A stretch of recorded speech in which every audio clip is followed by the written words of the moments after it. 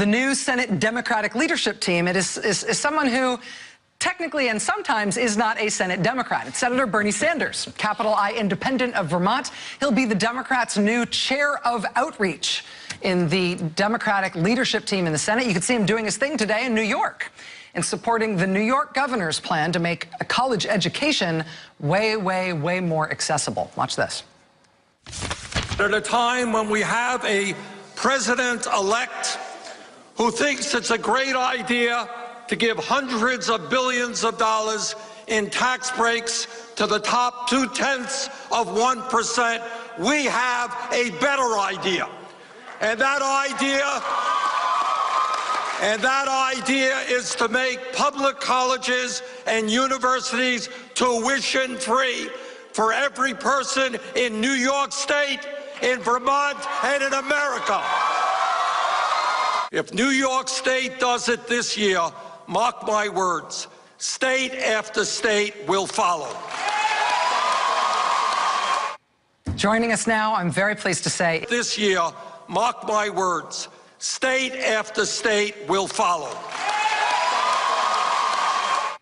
Joining us now, I'm very pleased to say, is Senator Bernie Sanders, leader of Outreach for the Senate Democrats, former candidate for president, of course, and now the leader of his own post-election nonprofit, which is called Our Revolution. Senator Sanders, it's great to see you. Thank you for being here. Good to be with you, Rachel.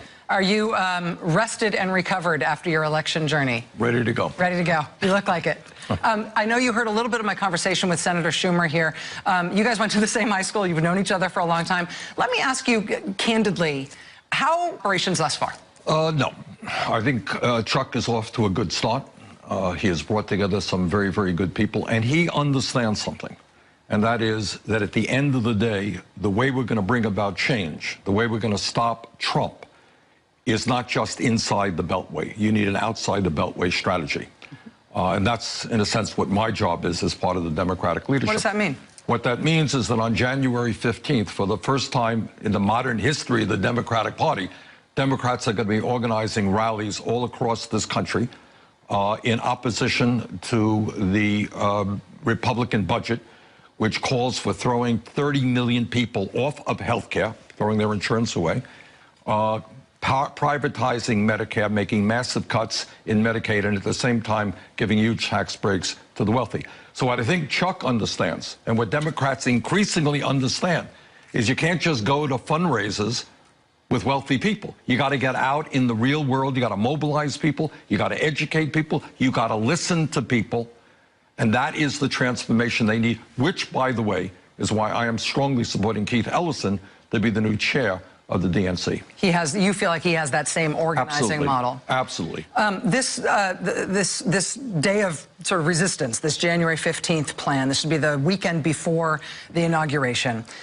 You're not expecting people to convene in one place, not telling everybody to come to Washington. You're telling people to rally in their home districts, in their home states. Right. What we're asking is U.S. senators, members of the House, labor unions, environmental groups, senior groups,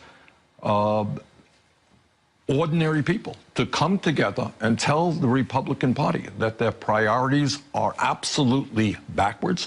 We will not accept. You know, Rachel, if you simply throw 30 million people off of health insurance, is what the Republicans intend to do by repealing the Affordable Care Act, they have no alternative. It's not like we're replacing it. They're throwing 30 million people off of health insurance. Their estimates are that thousands of people every single year will die. People will get much sicker than they should have been because they won't be able to go to a doctor. This is vulgar, it is vicious, it is unacceptable. We have got to fight back. Prescription drug costs, which are now outrageous, will go up for senior citizens. Because when you repeal the Affordable Care Act, you're going to be doing away with the provision that provides federal funding to subsidize drugs for seniors. So the so-called donut hole. So this is a disaster. This is a disaster, and we have got to fight back. And we have to tell Mr. Trump and his friends that they're not going to get away with this. And the other point that has to be made, and I think it's an important one, is during the campaign, as you well back, and we have to tell Mr. Trump and his friends that they're not going to get away with this. And the other point that has to be made, and I think it's an important one, is during the campaign, as you well know, Trump said over and over again, he said, hey, I am the only Republican out there who will not cut Social Security, Medicare, and Medicaid. And right now, you got the Republican Party working overtime trying to cut Social Security, Medicare, and Medicaid. So Trump has got to tell the American people one of two things. Either he lied blatantly, and he has no intention of keeping his campaign promises, or else he's got to tell the Republicans right now he will veto. It's interesting calling for members of Congress themselves and senators themselves to ain't efforts. Right, exactly, making that bridge. Look, bridges go both ways. I get it. In addition to that, though, you've got your own organization. You've got this post-election organization. It's not no, it's not my organization. That's illegal. I'm a United States Senator, and I can't head it up. An organization came out of the Sanders campaign for president. It's called Our Revolution. And what that organization has done, and I am not involved, it would be illegal for me to be involved in the day-to-day operations. What they have done is a pretty good job in trying to elect candidates from the school board up to the United States House of Representatives. And they got a pretty good record, and they've won some really good victories. And the goal of that organization is to get people involved in the political process at the grassroots level, from city council, school board, the governor, whatever it may be, and get people to be thinking politically and to be active politically. Do you feel support for this type of strategy that you're describing here? Obviously, the kind of strategy that you're talking about right now for resisting what the Republicans are doing, for building the kind of future to the Democratic Party that you're talking here, a lot of that is an extrapolation of what you did in order to have such success in the primary. Do you still feel like kind of a man alone in the Democratic Party for preaching that way of approaching politics? Less alone. Yeah. Less alone. I mean, the fact that, you know, Senator Schumer is supportive of these ideas. He is the leader. Put you in leadership. That's right, put me in leadership. But I think the Democrats, many of them, I will not tell you all right? You know, some Democrats say, we're doing okay here. I got a good position. I'm a member of the DNC. Do I really want all these young people, working people, to come into my party? My party! Yeah.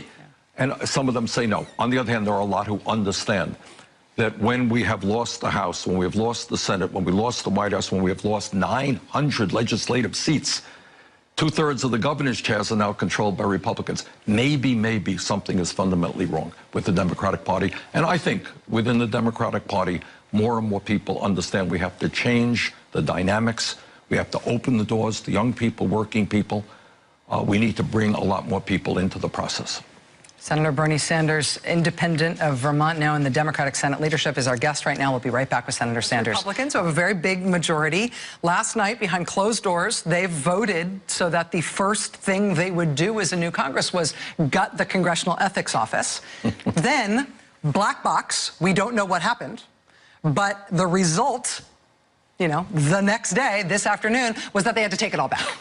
And you see a lot of press headlines today crediting Donald Trump tweeting against the timing of their change as being, maybe that's what caused it. The other thing that happened is apparently the phones lit up like you couldn't believe on Capitol Hill and social media went crazy. Well, if you think the phones are going to light up because of what they did the other day, you're going to see phones really light up when they try to cut Medicare and Medicaid and Social Security. And here is the most important point I think that people have got to understand. The Republicans think they have a mandate. Let us not forget that Trump lost the popular vote by almost 3 million votes, that on virtually every major issue facing the people of this country, whether it is cutting Social Security or expanding Social Security, whether it's raising the minimum wage, whether it's pay equity, rebuilding our infrastructure, the American people want to go forward in a progressive way. They want, Republicans want, the wealthiest people to start paying their fair share of taxes. The truth is, and I say this not in a particularly partisan way, the Republican ideology is way out of touch with where ordinary Americans are. Our job is to bring the American people into the process and say, do you really want to give huge tax breaks to billionaires and cut Social Security and Medicare? The American people do not want that to happen, and our job is to mobilize them through social media, through rallies, out on the streets. Then that said, the Congress that they elected, by hook or by crook, the Congress that they elected has that as their clear objective. That's right. I mean, the tax cuts for the wealthy, the dismantling Medicare, Obamacare, they've already filed the legislation to do that. They've literally prepared legislation to build the freaking wall on the southern border. I mean, the Congress that's there, that they have just elected, is not going to pursue the kind of priorities that you say are the American people's priorities. It's not what I say, Rachel. I mean, it's what every poll out there tells us. I mean, you go out, you say to the American people, should we raise the minimum wage? Yeah, we should. Should we have pay equity for women? Oh, absolutely, we should.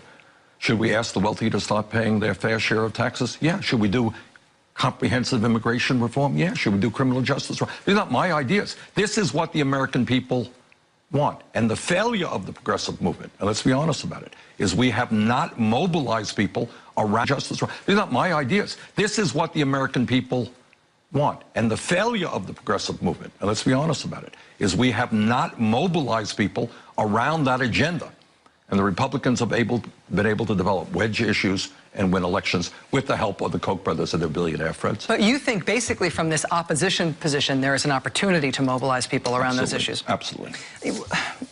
Anybody who has been interested in politics for a while has seen, you know, votes go ways they didn't want, has seen decisions that they didn't want made through democracy.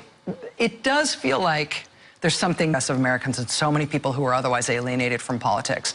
People are afraid now of what's going to happen in the country because Trump is president. Fear is a weak place from which to operate. Fear is not a position of strength. What do you say when people come to you and they tell you that you're afraid? I think there are legitimate reasons to be afraid. I mean, this guy will have his finger on the nuclear button. I think what it is important, though, is to remember there have been very, very difficult times in American history. You know, we've had a very rocky history.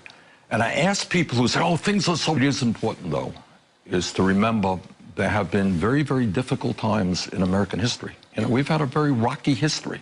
And I ask people who say, oh, things are so awful today. Well, 60, 70 years ago, black kids in the South were going to segregated schools, could not drink in a white water fountain. People fought back. A woman lost her run for president this year. 100 years ago today, women did not even have the right to vote, couldn't go to the schools they wanted. You're sitting here, right? You know, you're a leading, correspondent. That wasn't the case 50 years ago. Gay rights, think about the revolution that has taken place over the last 20 years, the trade union movement, the struggle that workers had to face. So I get impatient, Rachel, when people say, oh, I'm giving up, I'm in despair. Forget about that. You got to fight back as people have throughout the history of this country. All right, people have stood up and fought back. And the most important point is on, as I said a moment ago, on all of these issues, the majority of the people are with us. And we have got to go out and reach out to people, bring them into the political process, and fight for the kind of nation that we know we can become. If there's anything that I learned running for president, is there are, and this is not rhetoric, this is truth, there are so many decent, good, wonderful people out there who want to create a non-discriminatory society, who want to create a society of environmental justice, of social justice, of economic justice. I believe that is the majority spirit.